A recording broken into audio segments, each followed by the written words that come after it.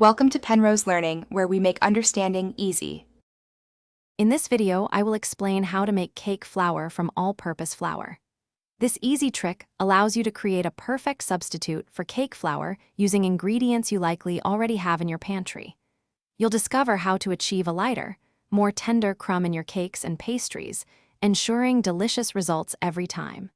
We'll go through the simple steps so you can confidently bake your favorite recipes without a special trip to the store. Understanding the difference between flours is key.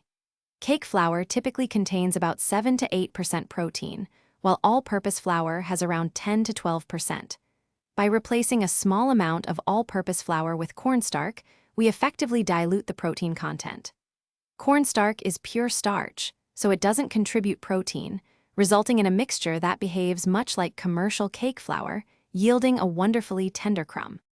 Let's get to the practical steps. To make 1 cup of cake flour, begin by measuring 1 level cup of all-purpose flour. Next, remove 2 level tablespoons of that all-purpose flour from your measuring cup. Then, add 2 level tablespoons of cornstarch to the remaining flour.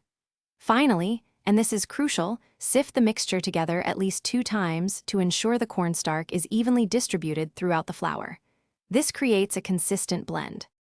For the best results, remember to always sift your flour and cornstarch mixture at least twice, or even 3 times, to ensure it's perfectly combined.